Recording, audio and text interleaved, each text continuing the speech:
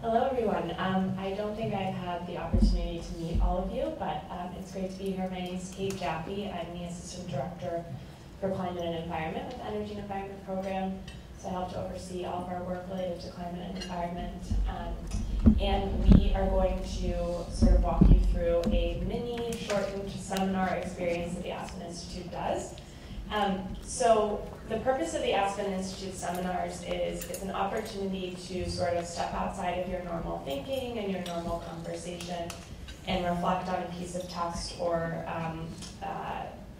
poetry or written dialogue and have conversations with people at your table about what you're reading, and there will be some prompts and questions to help guide you.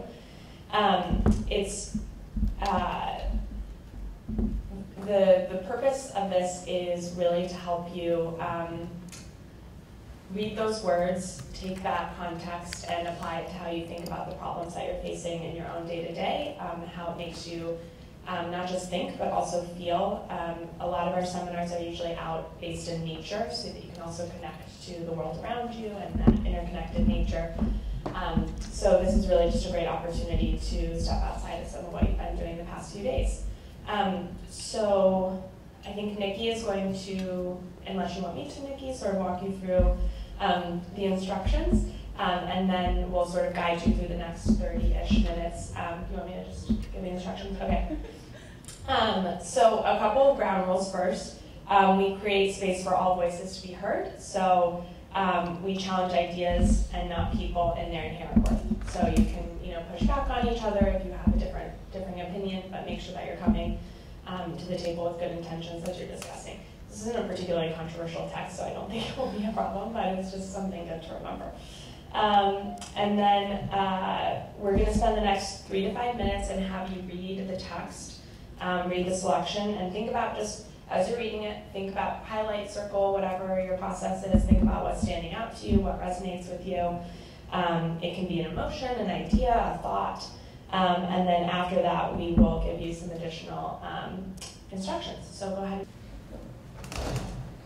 So our table had a very interesting dialogue about the footprints and whether to leave them covered or uncovered, because we had one argument that was saying, wow, it was really profound that they decided to recover the footprints after they realized they were getting weathered and eroded by nature, and that they were, the process was accelerated because we had exposed them, so to bury them and have it in a way where people can't see it and they can't interact with it, but they know it's there and they know its value. But on the other hand, we had a discussion saying, well, why are we separating nature, and why aren't we considering the fact that nature could destroy these footprints at really any moment? Why are we sort of separating our human actions from natural actions, and what was the purpose of recovering the footprints? So that was our main discussion. I don't know, Dan, did you? Okay.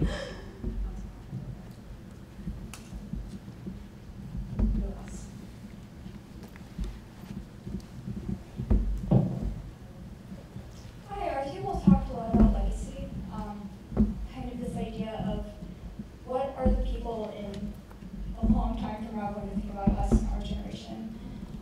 A lot of discussion about what they're going to find in the information that we left behind, because we have left behind a lot of information. It's 10 o'clock.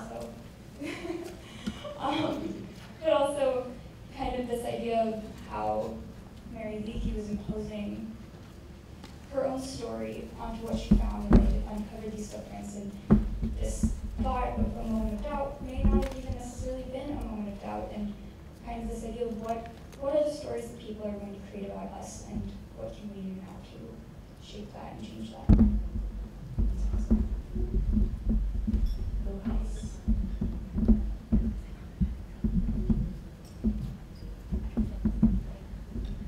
I think we were discussing two different perceptions of one, a very humanizing understanding of what we're observing, and then the other perspective was, wow, nature is taking over. This footprint, whether that's carbon footprint or here it's physical footprint, we can support the roots actually doing what they do and growing, and the nature using its power to erase even the, as lasting as these two footprints, nothing will outlast the effect of nature.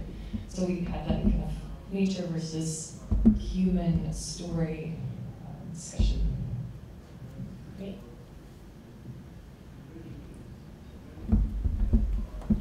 Okay, so we really zeroed in on the second paragraph about the sand covering the footprints to save them versus the roots disrupting them as well. And we thought about this in terms of how when you are working to solve a large issue, the path might not always be linear and you might have to reevaluate your approach because you get new information. And yeah, we just kind of tied our discussion around this thought of being open to change and rethinking and recognizing that your approach may have to iterate over time. That's great. Anyone else?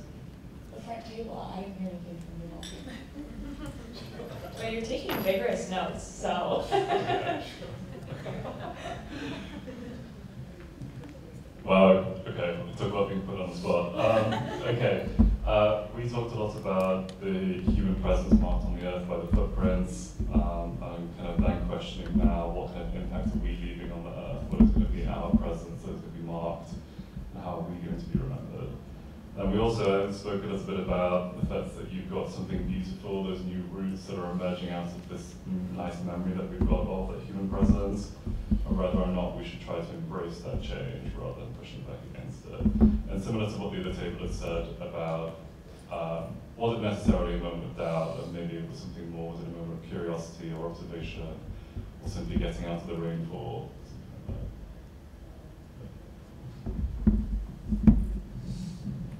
that. Any other final thoughts, questions? The back table, all the way over closer. They were the first to mark out.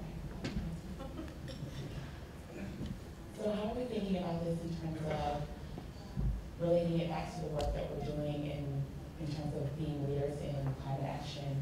What does this piece mean to you, or what are you taking away? Maybe it doesn't mean anything to you, I don't know, but how is this showing up in your work? That's Sophia.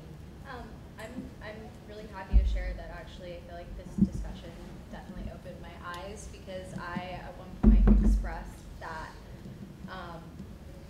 essentially, as we touched on earlier, like the solutions that we're discussing, especially technologically speaking, over the past several days, I've almost had like a moment of doubt, right, in my mind, like what are these repercussions? Like these are all essentially experiments in our living world, right? And there are probably going to be outside factors that lead to some failures. And my wonderful peers here told me, and I'm like a radical optimist, as you mentioned, my peers here expressed to me, like that's totally normal, right? To experience that kind of feeling, and like you can still exist as a radical climate optimist, as someone who believes in these solutions, while acknowledging that there still might be shortcomings and failures in the future, and that it's really not like a binary between the two. That's awesome. Something that I've reflected on that I think it directly ties to this reading over the past few days is this sort of idea that as we learn more and as we gain more information, that can sometimes make us realize, okay, so what I'm currently doing is not going to work anymore, and that can be really discouraging, right? Like if you put all this time and energy into one solution or one plan of action. But I think in this room and over this entire week, realizing that there's so much positive energy and so many people around you that are also putting their time and energy and commitment to solving these issues, that when those things pop up and you realize here's a huge obstacle or here's new information we didn't have before, and we're going to need to change our plan of action, that you're surrounded by people and a community and energy to try something different. So I think that's great.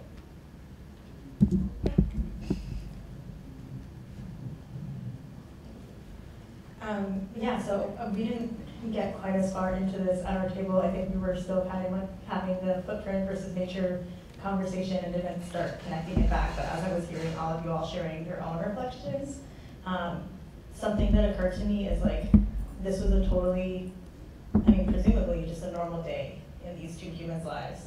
And it left such a profound and lasting impact. And I think there's, connecting that back to the climate space, there's kind of like two ways we can do that as leaders. We can either be terrified that every single little thing we ever do is going to have an impact and potentially a negative one, like thinking about those solutions that we've been talking about the last few days. Or on the flip side, we can think that every single little thing we do could have an impact. And that could be a really positive thing, even if it doesn't seem like really big at the time. Those little actions can be really profound too. Like that little moment could mean a lot. So I think that was just really interesting getting to hear from everybody and what you all took away from that, because it helped me connect the dots there a bit.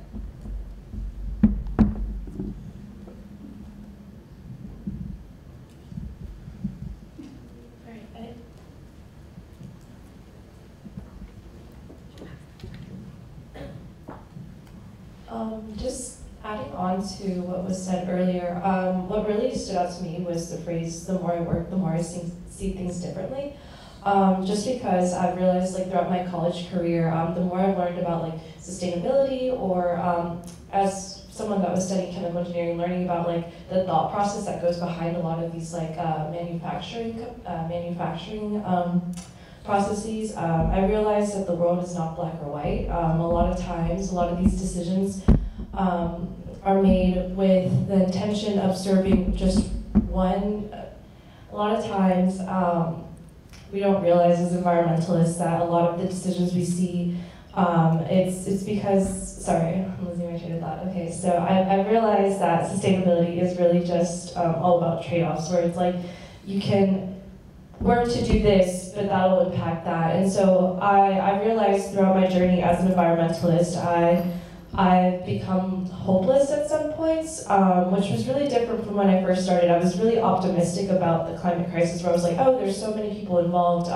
But going back to the phrase, the more I work, the more I see things differently, I realized that currently I had reached a point where I was just very, very much feeling just pure doom and gloom about the climate crisis. And so I feel like by being here, I feel like my energy as an environmentalist has been rejuvenated, where I'm gonna leave here more optimistic, and I realize it's okay to have this feeling of doom and gloom as an environmentalist, because the journey of an environmentalist, it's not static, right? Where it's like, you're gonna be excited about some climate solutions one day, and then the next day you're gonna be full of despair, and it's okay, but I think more than anything, I realized that it's important to just stay focused and stay diligent.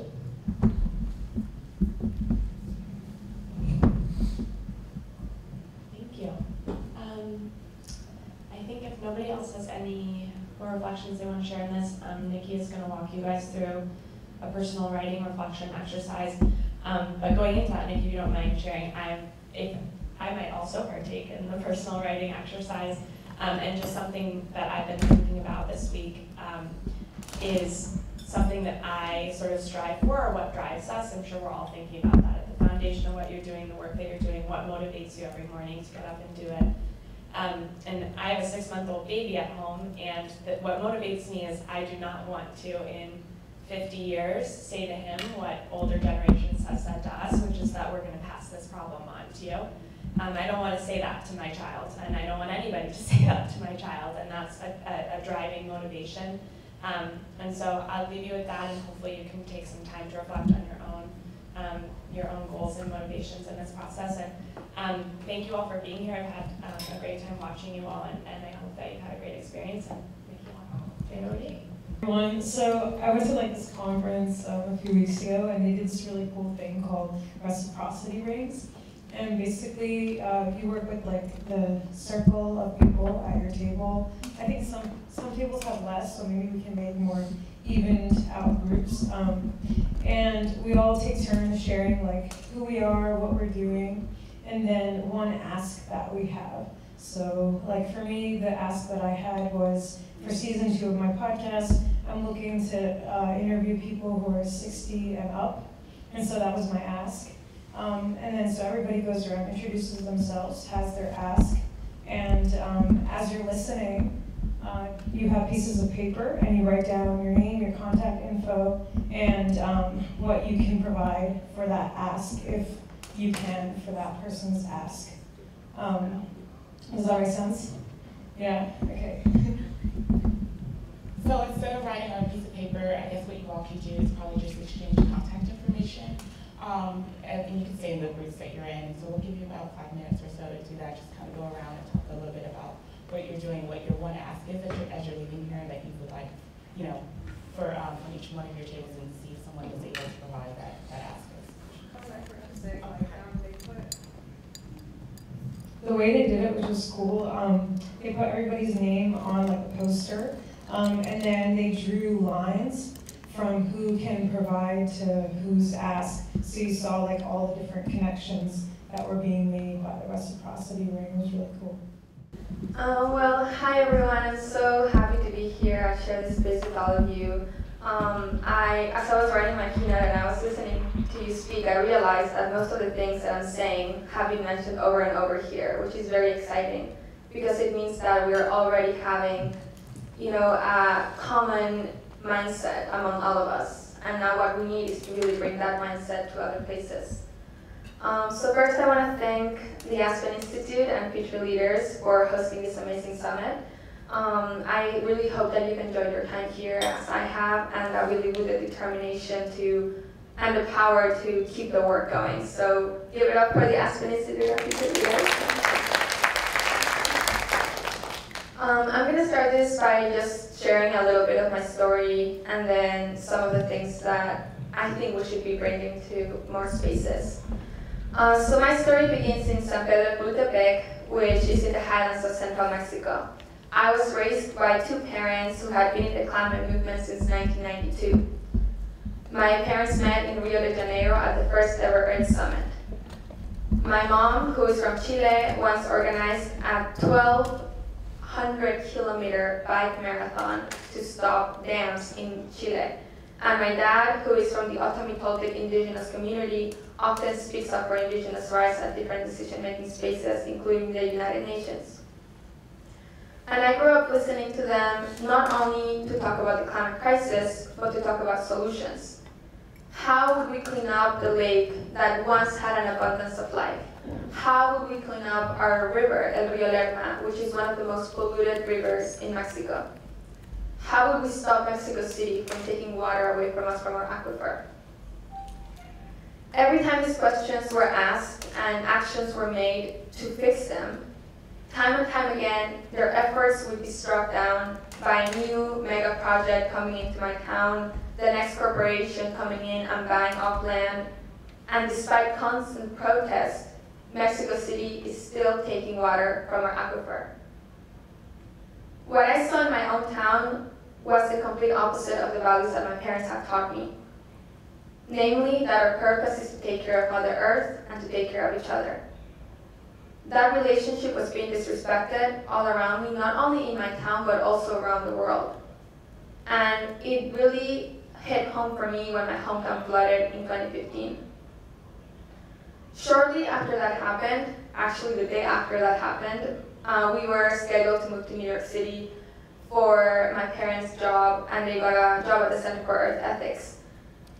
When I got to New York City, I started learning about redlining, about segregation, about environmental racism, and about how the effects of pollution and the effects of disasters like Hurricane Sandy had been most harshly felt in frontline communities, low-income communities, Black, Brown, and Indigenous communities.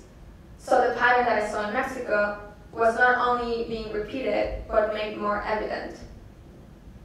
I later learned that the extractive companies use a tool called the Cero Report, which states that low-income and minority communities lack the political power necessary to keep these industries out of their neighborhoods, so they are chosen as places for noxious facilities, highways, incinerators, and fossil fuel infrastructure.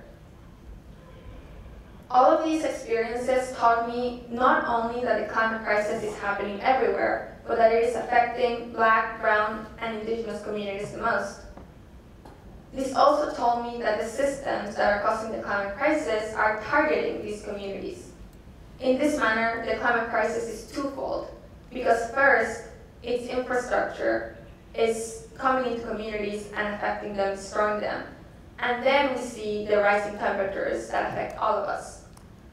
Examples of this are pipelines that go into indigenous land and often spill. And then we see the effects of the fossil fuel industry and the burning of fossil fuels as a whole. Then fracking actually has a lot of physical and psychological effects that damage kids' ability to learn, it damages patterns of sleep, and it even causes health issues like cancer. And another one that is very big in Mexico is mining. Mining not only destroys ecosystems and the biocultural connection that people have with the land, but it also has huge effects on water. Mining in Mexico takes most of the water that we have in our aquifers.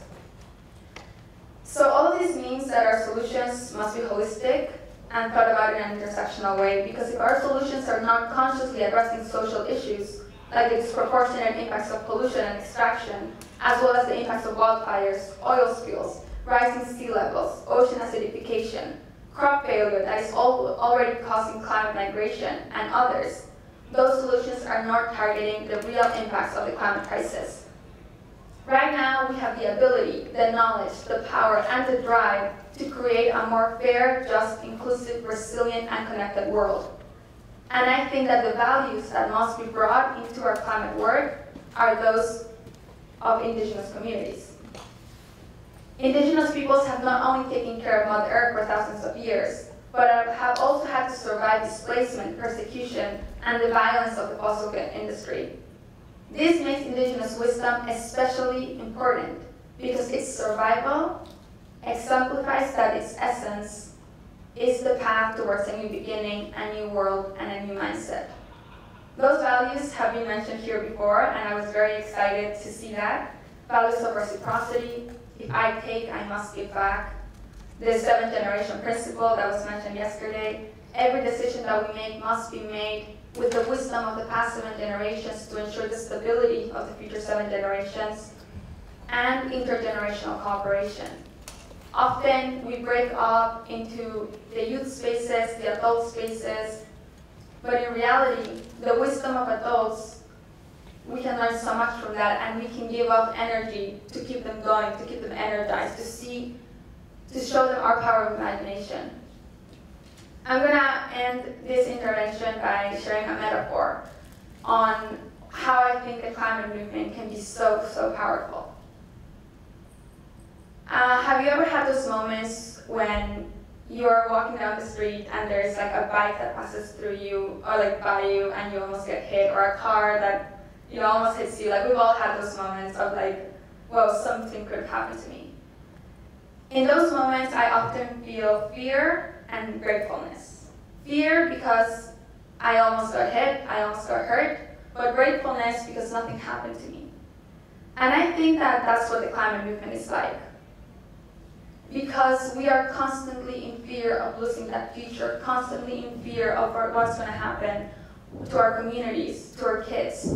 But we're also thankful that we still have time to fix all of this. But we cannot afford to live in fear of losing Mother Earth all the time. Because then we become burnt out, then we become, we start having these issues of how we're gonna go into the world and do this work if it's so hard, if it's so painful. However, with the climate crisis, just like with that bike coming towards you, we can see the damages that are coming, which means that we can avoid them. So we don't have to be afraid of that, but thankful that we know what the solutions are, that we know how to stay connected, that we know that we can trust that all of us will be stubborn optimists. And like Sylvia Earle said yesterday, our power of knowing has to be coupled with our power of caring. And caring means striving for justice, for you, for me, for past and future generations. Like I said before, these things have been mentioned in this room, which is amazing to see. Now our role is to bring this thinking into every room we occupy, the political space, the private sector, the educational space, but most importantly, into our own climate spaces. Because we have to be able to trust each other to carry that message of justice. And often the climate movement has not been about justice. It has been about national parks, it has been about straws, it has been about things that are about individual solutions, not systemic change. And we cannot get out of the climate crisis through recycling. We cannot recycle our way out of systemic racism and redlining. We must bring in transformational thoughts so that our solutions become building blocks for the future of justice that we want to see. Thank you, everyone. Thank you for being here.